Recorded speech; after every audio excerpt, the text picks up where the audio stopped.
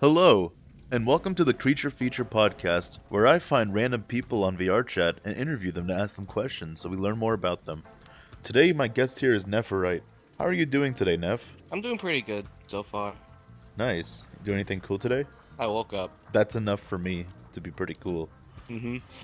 All right, Yeah, you ready for the questions? sure, let's do it. All right. Question 1. How long have you played VRChat for? I think it had to have been like 4 years. I started like maybe either 2020 or 2021. I'm not entirely sure. But back then I didn't have a VR, so I played on PC. Uh-huh. The first time I played on VR chat, I was going to Public Worlds. I was exposed to the Black Cat. I know, very sad. And I was just hanging out with strangers. I don't think I was really talking too much because I was a bit shy, but I was hanging out with people, and honestly, I had so much fun that I ended up staying the whole night just on VR chat. I'm pretty sure I pulled an all-nighter just playing VR chat, I pulled an which all-nighter I on my wouldn't do first night, too. nowadays. I wouldn't do that nowadays though, because one, VR chat on PC is boring, and two, I don't think I could even do that on VR because I don't want to go blind. Like, when you're not on a headset, it's kind of just like chat room Roblox. Kinda, but Yeah. I played VR chat for like a couple days on PC, and then I had a long break where I didn't play VR chat because I wasn't really feeling it. And then I asked for a VR headset for Christmas of 2021 and did not get it. I wanted to I wanted to get I wanted to have a VR, mainly for VR chat, but my parents are like, there's not enough space in your room for VR, so we're not gonna bother getting you one. So what ended up happening was I didn't get a VR for Christmas, but I had spending money. And And you bought one hundreds of it. yourself. Exactly, yeah. I bought myself a Quest I 2, think they knew you'd do and that. I bought myself a Quest 2. I installed VR chat. I started playing. Immediately off the bat, everything felt like it was right in front of my face. It basically was. It was Uh-huh. all right in front of my face. It felt so weird. But then when I got used to it, it's like, oh my gosh, this is a huge upgrade from playing on PC. Being able to move your hands and move your head like this and just go whoa, whoa, whoa. You can't go back, in my opinion. After you experience that, there's just You know no what? going back. VR chat is completely changed for you at that point. The only time I go on PC, on desktop for VR is like test out avatars after I've uploaded them when I'm too lazy to get on my whole VR getup. Because, like, it's the same thing with full body. That's like the next step. Once you go full body setup, you can't just play regular Quest and controller only. Yeah, I mean, I want to get a full body setup someday, but that's obviously going to be a lot of money. Thankfully, Yeah. I'm at the point in my life where I'm actually making money and I can save up for stuff like that. Mm-hmm. But first, I need to get an actual good computer that can run VR chat smoothly. Mm-hmm. That's the first step. That is the first step. But We gotta get you off Quest. You gotta be a PC VR yeah, user.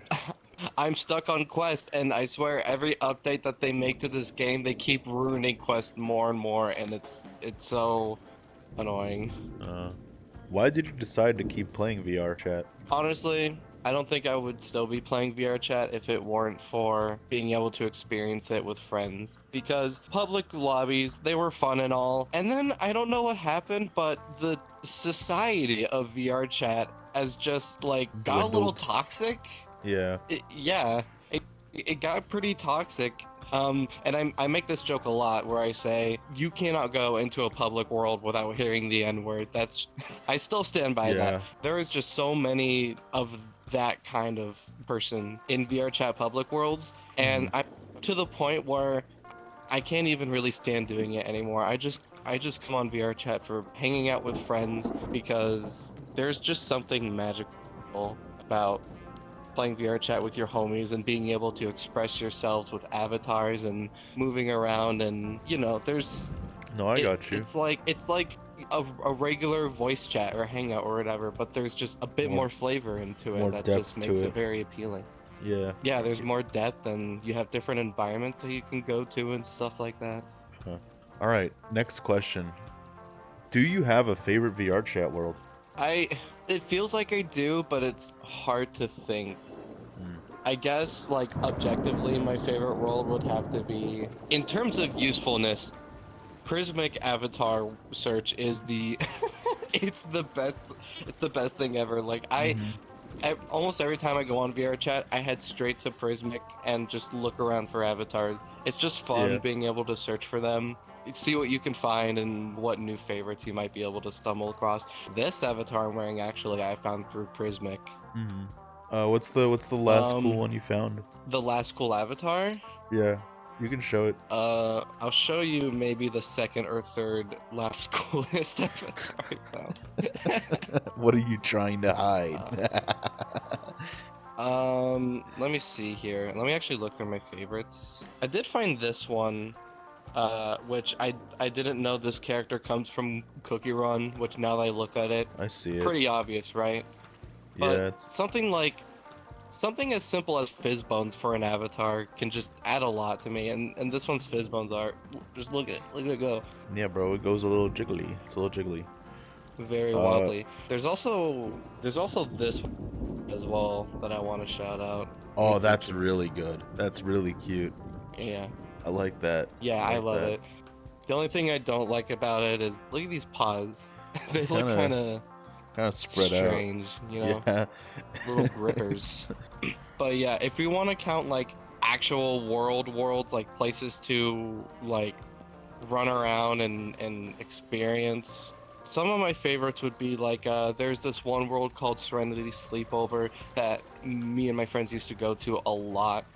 It's a really cozy world. It gives off like Pillow Fort vibes, hanging out just a small room with all your friends, getting cozy. There's a lot of cozy rooms in there.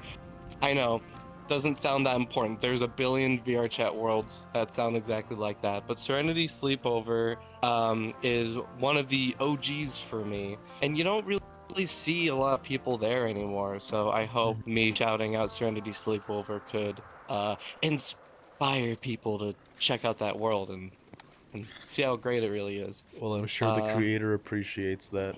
There's also Soft Sea, which is the one we're at right now. I love the sea. I love water. I love like pinkish blue pastel vibes. A world like this is right up my alley, but oh my gosh, there isn't a single good public lobby that I ran into in this world that really matches the vibes of this place. But it is a really cozy world. One more that I want to point out is a world called Virtual Furrence, which is like it's like a recreation of like a real furry convention in like I think it was Germany or something. But it's a real place, and it's one of the first worlds that I was introduced to when I got on VR chat was Virtual Furrence, and I've met a couple like pretty cool people in there. One of them is now one of my best friends actually. It's not as popular as it used to be, but it's a cool world and a big open environment to hang out with people. Shoutouts to every single VR chat world that has YouTube search implementation. Thank you. God bless your soul. Ones like Rainy Days, for instance, are really good just for the ability to search up YouTube videos. I almost forgot about that feature because I took quite a hiatus from VR chat. How do you think VR chat has affected your life since you started playing it? Let's just say VR chat came in clutch for me in 2022. That was a really rough year for me. Just so much has happened that year that has stressed me out, and VR chat just happened to be there whenever I needed to go somewhere to relax. And considering that back in the day, public worlds in VR chat weren't nearly as bad as they used to be, it was quite easy for me to just hop on there, go to public worlds, and just take my mind off of things. And being able to see how friends joining in on VR chat how they react to experiencing it for the first time is also very fun.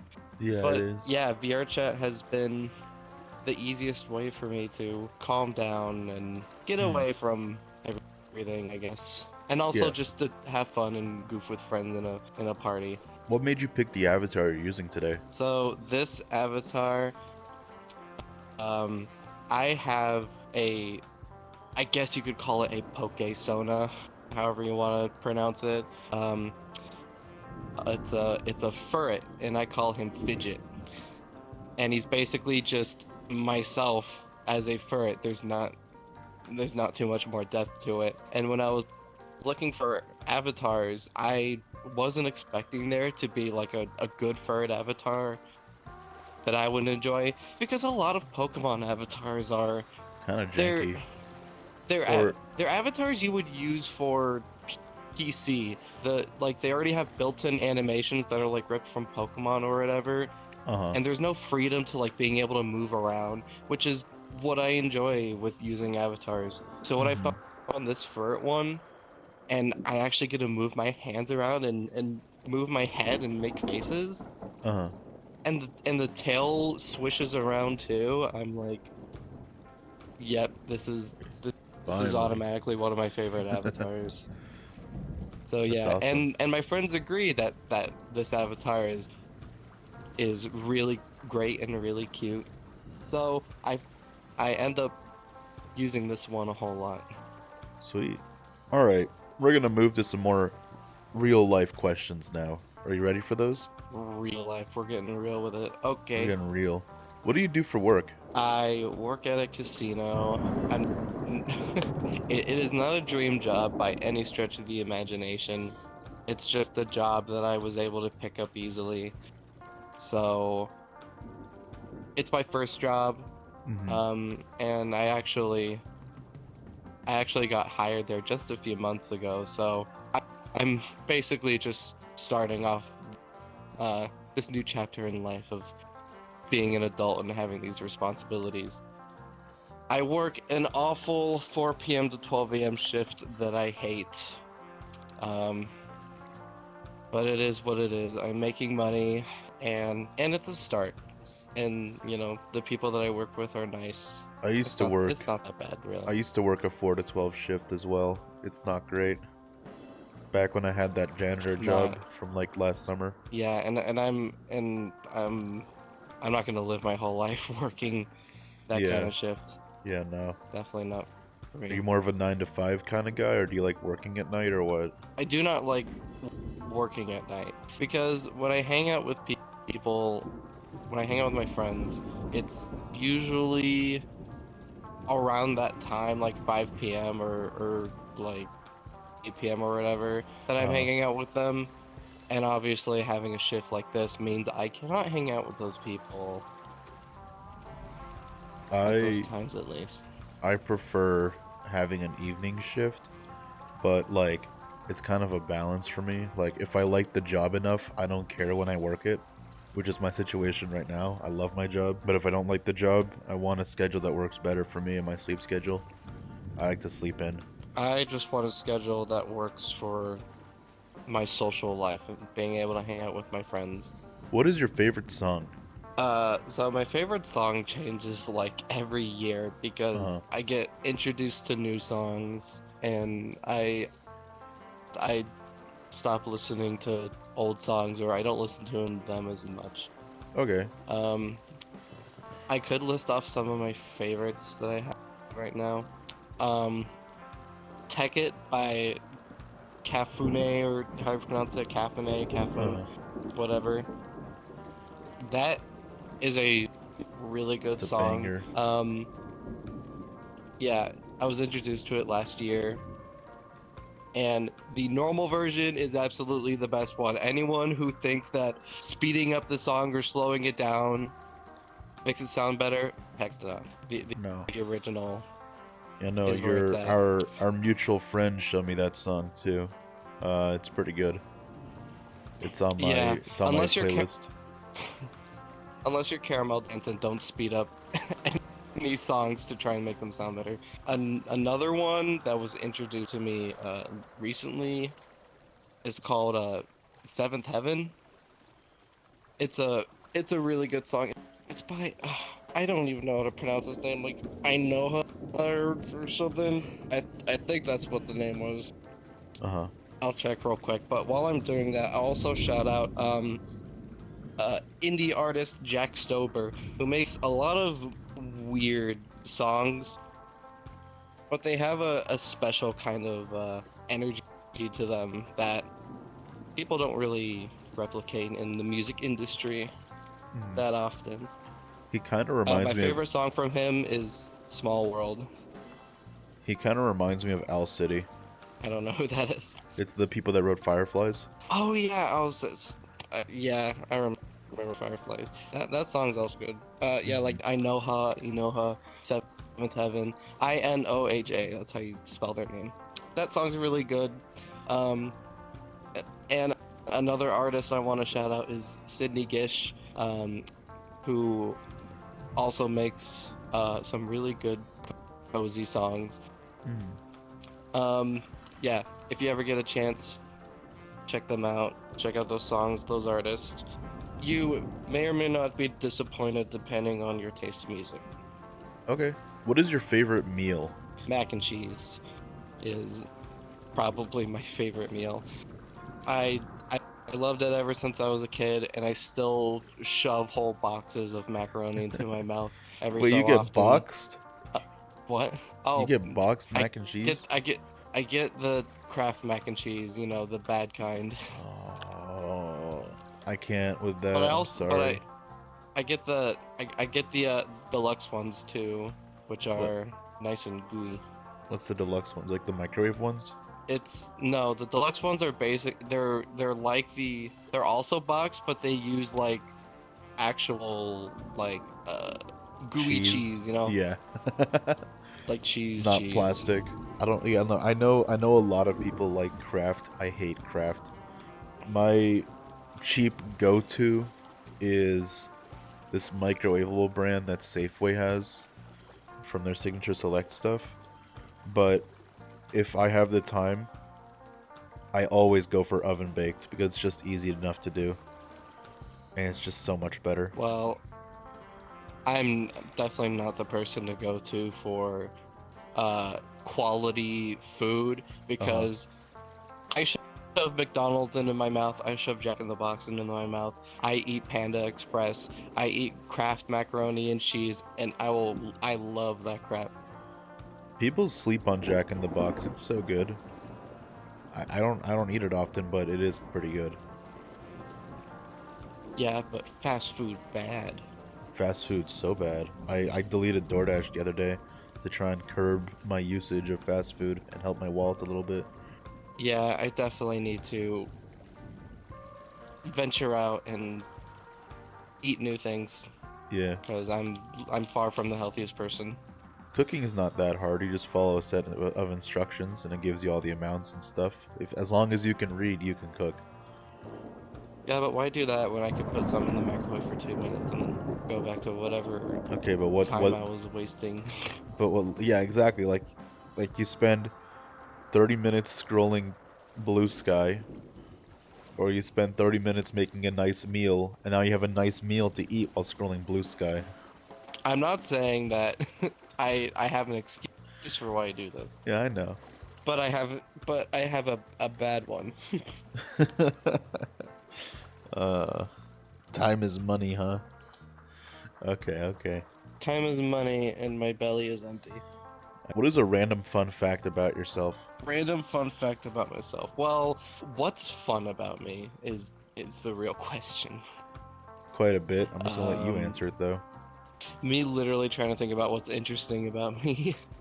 It's hard for some people. It used to be hard for me. I didn't think there was anything to appreciate. So, despite what my avatar might make you believe, I'm not really that much of a Pokemon fan, at least in terms of the game. I I know I'm a fraud. I Oh. like the I like the world of Pokemon and the like concepts for the characters and stuff, and I like their Uh, designs.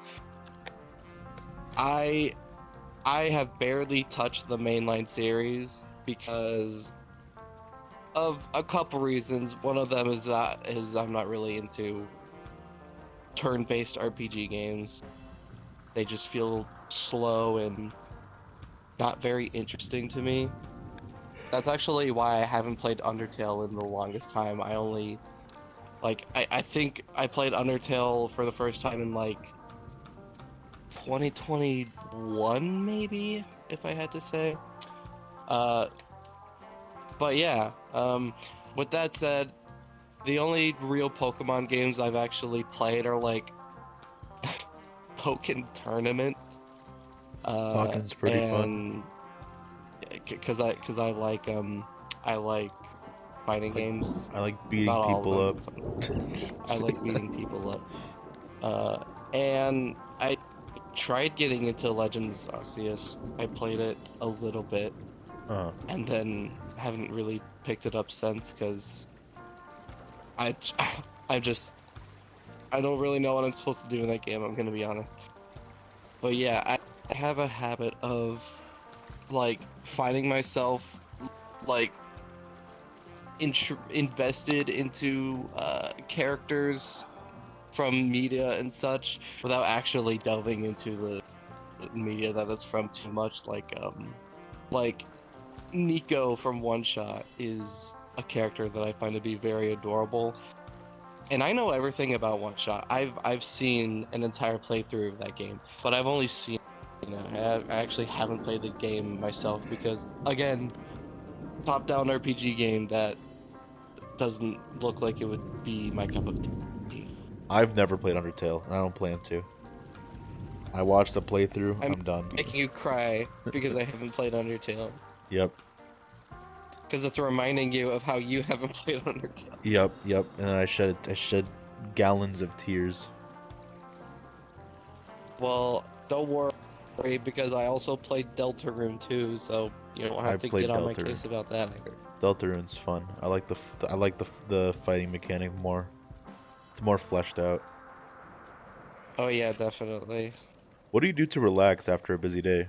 I I usually just do what I usually do. I get on my laptop, I chat with friends, I look for a voice chat to hop into, or I ask someone if they want a voice chat.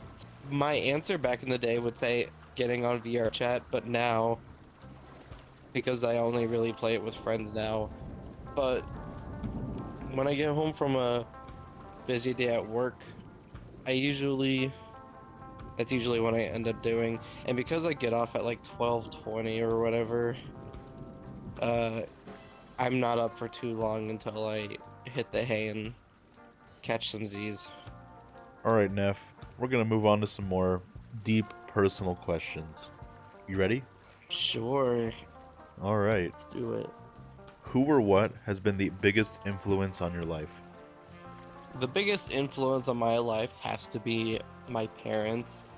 Uh, they literally raised me, and they have perf- perfected me in a way, Perfected you? even though I'm far from the perfect person. Yeah, I mean, it's what you would expect from some good parenting, I would call it. They're really nice parents, and when I make a mistake, you know, I was forced to own up to it. Young me was scared of ever getting in trouble, so he would lie constantly, Uh-huh. and it was like they called it the number one family rule to never lie. But I would lie all the time. I'd be like, oh, he did it, not me, or oh, I'm not doing this thing that I'm not supposed to be doing, you know. Uh-huh. I've had a disgustingly long history with lying for different reasons, and it's gotten to the point where I'm now just someone who tells the truth just like on a whim without even thinking about it, because the truth, it lying hurts, and no matter what the truth ends up being, it won't hurt as much as a lie would. I used to have issues with being a habitual liar myself when I was younger. Uh, it really felt like at first it was to like not get in trouble, and then it became for like the sake of privacy, I guess. Like I'd lie not Yeah. because it's something I'm trying to hide, but because I don't want to deal with having to explain what I'm doing or whatever. Does that make sense? Yeah, I I used feel to that do one that too. a lot when I first got into college. I lie so I don't disappoint my parents, I guess. Right, I see. But there is one more person that I wanted to bring up in terms of being an influence, Uh-huh. and that's that's gotta be my best friend Caden. Um, he's been there with me for so many years, and he's been especially helpful with guiding me in life. In more recent years, like starting like 2021 and onwards. If it weren't for him, I probably still wouldn't have a driver's permit. Probably wouldn't have a job. Uh-huh. Uh, I just owe a lot of who I am nowadays to him and the kindness that he showed me and the kindness that he shows everybody else. He's a That's very sweet. special person. What was the biggest risk you've ever taken? And what happened? The biggest risk I've ever taken. I'm not a very risky person. If anything, I try to play it as safe as possible usually. But I guess socializing with people might be one of the biggest risks that I could take Uh-huh. because I am I'm very much not a trustworthy person, especially when it comes to strangers. Um, or trusting whether I'm trustworthy or not is not up to me. But Uh-huh. a trusting person, you have to be particularly close for me to properly trust you. I've socialized with a lot of different kinds of people. I surrounded myself with some not very well behaved kids in middle school. I have a habit with hanging out with people that aren't really my vibe, and it took me many years to realize it and realize who I am and the kinds of people that I belong with. And because of that, I've met some very not trustworthy people that I don't feel comfortable being around. And I just have a hard time meeting new people sometimes, unless they're a friend of a friend. Then it Mm-hmm. makes it a little bit easier. But if they're a complete stranger where I have absolutely no connections with them, it can be really, really difficult for me. Which is why VR chat was so great for me because it helped me socialize and it helped me get used to being around those people, but definitely not nowadays because I think the public VR chat society as it is nowadays, I don't have a better word for it, is just it's Bad. not there for me. Yeah. Yeah. I guess one of the biggest risks I could make being the person I am right now is just meeting new people and getting to know them and them getting to know me. It's not easy putting yourself out there sometimes.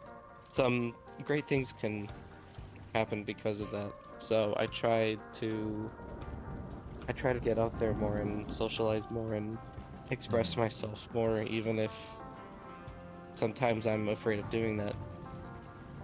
What is a memory from the past that you still think about sometimes? There's a few of them, some good memories, some very not good memories. Uh-huh. Sometimes I think about the people that I've hurt because of the things that I've said to them. It's just hard Mhm. because obviously those people aren't in my life anymore, and they're good people. Not that I've necessarily said anything bad to them, but it's what I've kept from them that, pushed them away from me. Obviously, things with those people will never be the same again, so I just I just wish them the best, and I hope that they're no longer bothered by the actions that dumb 12-year-old me did. I, I've have some good things that I've thought about too. I think about elementary school sometimes and how that was just peak school for me around that time, Mhm. it was the best. You had your field days, you had some days where literally all you would do all day was watch a movie and eat a bunch of candies and snacks. I think that What kind of was elementary school do you go to? I went to, as far as I'm aware, one of the best elementary schools. Probably. Um, Sounds like it. I th- I think it was either around Halloween or like close to winter break where we would have like that movie night where we didn't have to learn or study anything. We literally just all sat down and watched stuff and Hmm. ate a bunch of snacks. They And those were particularly fond memories of mine. my elementary school, every Christmas they'd like roll in a CRT monitor and play the Polar Express for us off a VHS tape, and we'd like. It's funny. I don't think I've ever watched the Polar Express. You've never watched the Polar Express? There's a lot of classic movies that I've never actually watched. I don't think I've ever watched a single Lord of the Rings movie. Oh, okay, that one's more Which understandable than Polar Express.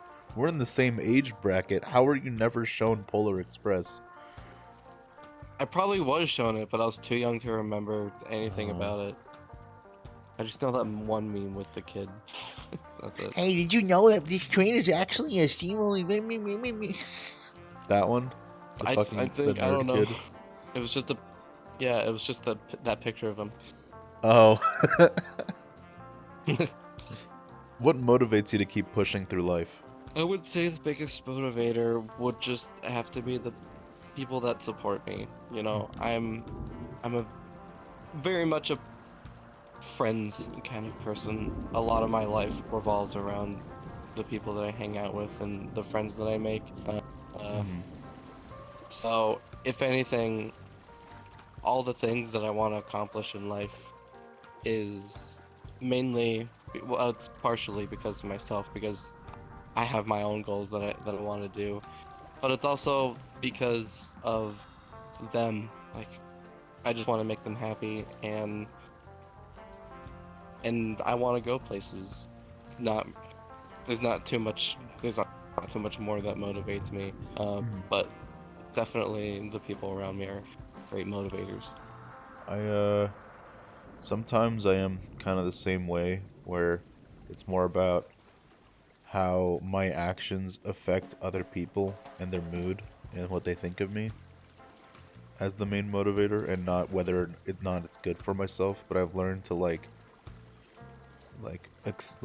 have a little self-respect for myself, I suppose, and like learn to do things for my own sake and not just because other people are rooting for me necessarily. Yeah, and I try to remind myself that you got friends, but you are your own friend too. You Hmm. should you should do things for yourself, and you should, treat yourself like a friend, Hmm. basically. Because if you keep trying to appeal to your friends, even if it comes at the cost of yourself, uh, if there's something that you don't want to do, then you should be honest, say that you don't That's want to do it. Yeah, no, that's why I hate self-deprecation so much. Like life already gives you so much shit already. Why add that to yourself, you know? Yeah, I've had a long history with dealing with people that would be self-deprecating. and it's just it's sad. Mhm. It's sad, you know. Especially artists. Like, How there's a lot of artists that self-deprecate. Yeah, I call my own art mediocre and stuff, and that's because I don't like.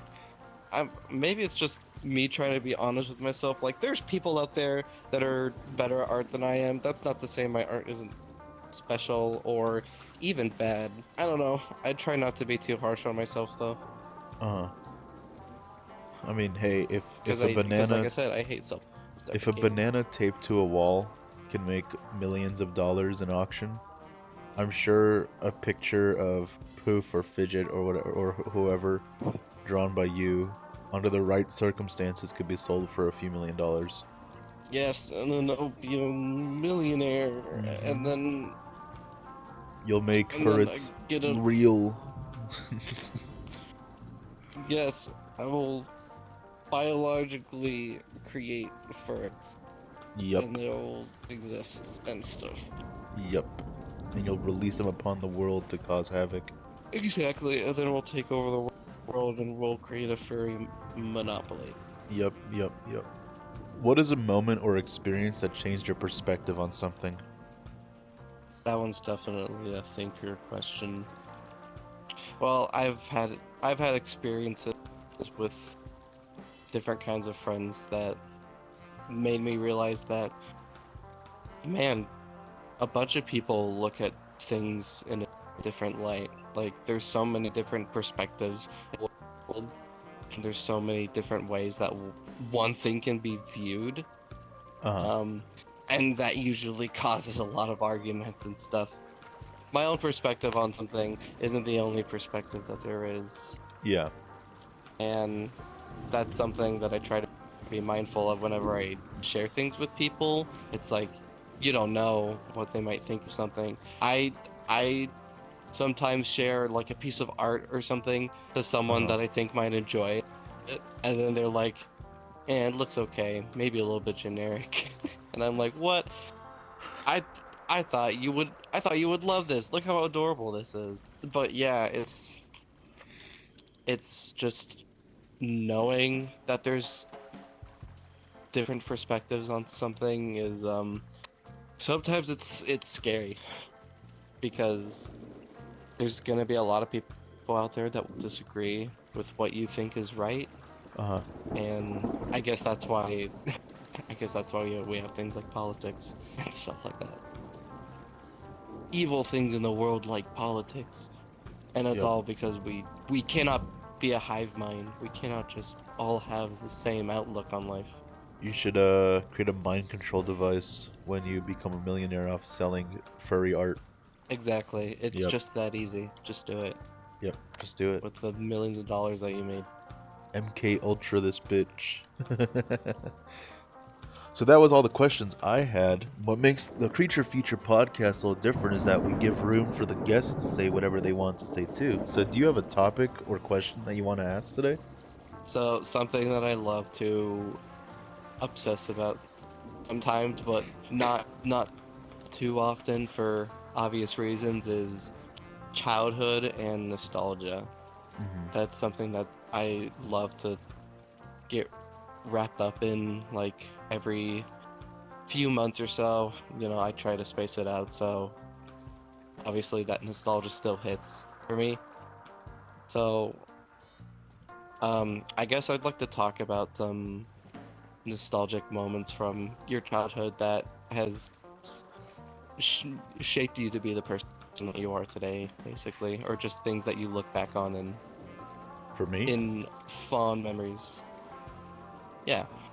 Okay, well, this is kind of a commonality for like a lot of people when it comes to nostalgia, but like older TV commercials that all of us have seen is very nostalgic, like Yeah. the Pillow Pet commercials, or Oh my gosh, the pillow pets. yeah, Have you ever it's seen a the? pillow. Oh, Have you ever seen the soccer boppers? I don't know what I you're thought referring those were to. cool. If you show it to me, I probably have. Uh, Like soccer boppers, soccer boppers. It was like these like uh like inflatable things that you put on your hands and you smack people around with them. Oh yeah. I know what you're talking about now, but I haven't seen a commercial for those. I got them. I think I got them for like Christmas one day, Don't and you have then that siblings? same day, I have cousins. Oh, that's why they got it for you, because you don't have anyone to beat up with for that. I got it for Christmas, but then that same day, I think my dog chewed one of them and put it out of commission. So Dang. that's fun. What else? The 800 Two, three Empire. hundred Yeah. Empire. Yeah, you said we're not a hive I mind, but we remember that. fucking all know that jingle. Exactly. I don't know if anyone like has heard this one, but the Glenn Lerner commercials. Because anytime I bring that up, no one knows what I'm talking about. But it's like it's like this attorney, and he has a theme song that's like, Glenn Lerner is the way to go. Call 877-1500. I don't know. There's the farmers It must be. commercials. There's It must be only in my it maybe. might be. There's like the Gerber Life is now accepting applicants for their grow up Yeah, plant. So yeah, that got like a commercials. meme phase Commercials are pretty at one nostalgic. point. As far as like aesthetics go, Frutiger Arrow is my favorite aesthetic. It is like Windows Vista, Windows 7, and Windows XP as like that era as an aesthetic. Everything was like Yeah. smooth, transparent glass for graphics or whatever, and like all the buttons like Yeah, showed. and like water and Yeah, and like butterflies. water and nature and mixed with technology. There was there's a concept in graphic design called skeuomorphism, and it's when you design a button or like okay, for example, the old YouTube app icon on the iPhone was a TV.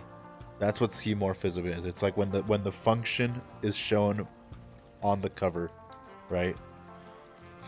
Like I see. Instagram had a camera, uh, Safari had a compass, but like explored the web, I guess. I don't know. But like there was also like the whole like everything was glossy and made of glass and kind of like looked like buttons you'd want to press to explain it lightly. So that whole era Yeah, of graphic design is pretty cool. The iDog. Do you remember what the iDog is? I remember the iDog, and I remember really wanting an iDog, but knowing that I'd probably never get one. I didn't get an iDog, but I got this one. I know people know what I'm talking about. It's like the robot that's white and black, and it like steps forward like this. There's like gaps in the middle of its feet, and it's like white and black. It came out around the same time as the iDog. It can dance to music you play through your iPod. That sounds like a lot of things. It does sound like a lot of things. If you showed it to me, I'd probably recognize it. Yeah, I'd have to find it though. I do agree. The like with the Windows thing, Windows XP probably has to be one of my favorite aesthetics. When someone designs a website that looks like that, like 2000s era, like late 2000s, early 2010s, like meme era, it's always super charming to see people try to replicate that, uh-huh. and it tickles my brain I because I was there for that kind of for that era and experiencing it. I have an old laptop I'm working on that I'm using to learn Linux, and part of the project that I'm doing with it is changing as much of it as I can to make it look like Windows XP while remaining being a Linux computer. And it's possible because I've seen examples Yeah. of it, but I'm still learning stuff. Yeah, it makes me wonder how close you can get like Windows 10 or Windows 11 to look like Windows XP with Can't for 10. I different think kinds of there's plugins a or whatever. program called Windows Shell that lets you reskin Windows, but it's pretty limited from what I've seen. Windows 11, it's impossible. They don't want you touching shit. Another nostalgic thing for me is the smell of my grandfather's office in their house. If I could bottle up that smell and make it like a never-ending Febreze can, I would. That's where I consider my childhood home because I moved so much when I was younger. I think I moved a total of like 18 times from like since I was born to now. But like I always visited my grandparents and like it was my reprieve. I'd be on he had a powerful computer because he was an engineer doing civil engineering and stuff. So it had to be powerful enough to run AutoCAD. So it was powerful enough to play GTA on like medium setting. And like I only had a Mac at home. So like this is where I'd play all my Windows games. I'd have to go on the weekend to my grandparents' house, and I spent hours on the computer there. And they were understanding. They were like, they gave me good Russian food. I love Russian food, as I said before in the first episode. They fed me well. We went on walks together. We did little adventures. They took me to Best Buy to play all the demo kiosks, which I don't really see around anymore. That's another nostalgic thing. Was like playing the demos at like GameStop or Best Buy and like looking up at a screen that you could barely crane your neck up to. Yeah. Uh, but yeah, I was in that office a lot and I loved the smell of like old books and I guess grandpa smell, whatever that means. Grandpa smell. Well, I guess all kinds of things can be nostalgic, including smells. Okay, here's a weird one. I find airports nostalgic. I have been in airports a lot since I was younger because my family used to love to vacation. We'd go to like out of state or out of country. And then like for the last 6 years or so, or 7 years, I have been in and out of airports every few months to go visit home, or not home, but like where I used to live with my parents. I can't relate to that though because the first time I've ever been at an airport was like last year. Oh shit. Or at least that's the earliest I can remember being in an airport because my family didn't really go out that far. Like the most we went was like maybe a state or two away, but yeah, we rarely flew. So airport are more of a new thing to me, if anything. Well, this has been it for the Kreachur Feature podcast today. Thank you for tuning in, and I hope you guys have a great day, evening, or whatever. Have a good one. Bye-bye.